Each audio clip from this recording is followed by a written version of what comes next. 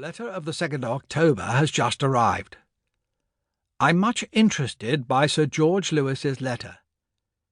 It removes from my mind all possible doubt that we have been most cruelly swindled. I do beg of you, my dear mamma, not to allow any scruples to stand between you and the discharge of a public duty. I cannot see what question there can now be of legal process.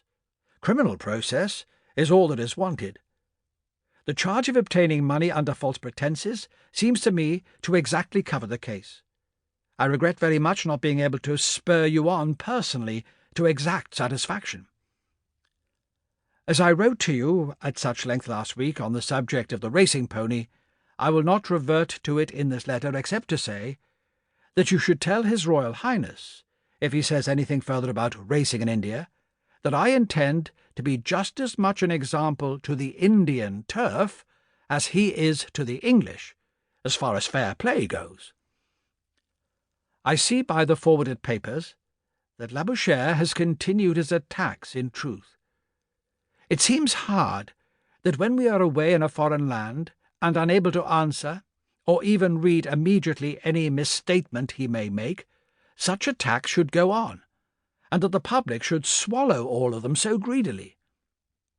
I get up here at 5 o'clock every morning, and having eaten chota hasri, or petit déjeuner, ride off to parade at 6.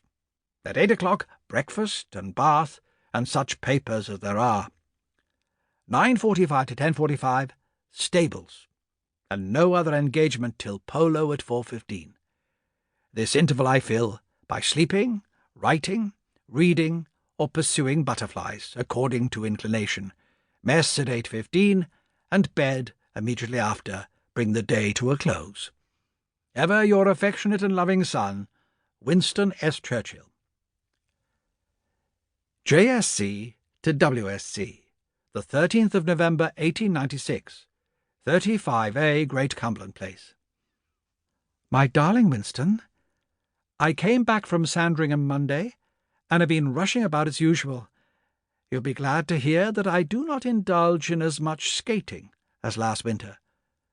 Cadogan has written to implore me to stop the proceedings for a little, but I wrote him it was out of my hands.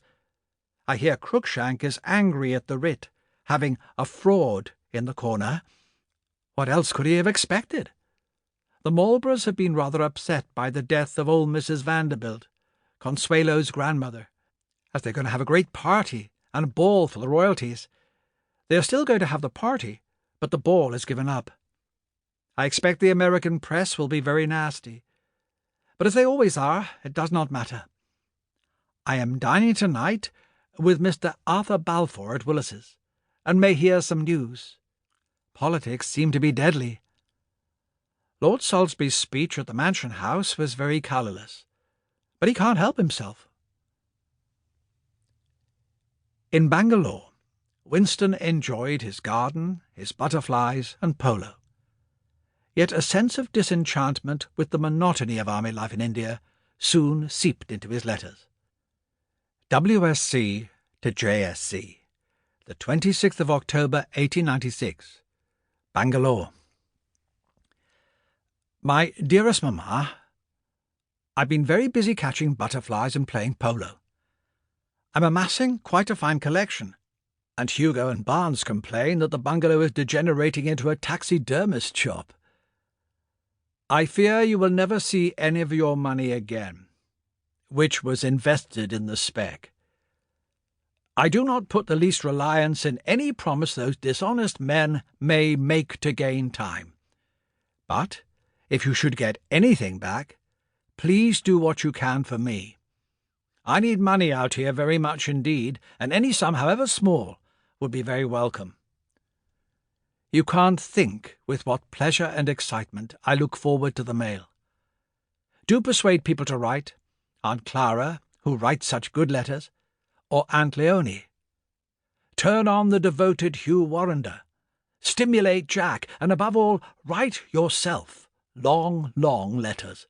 Every word is thoroughly appreciated out here, in this godless land of snobs and bores. The regiment is completely isolated. I find no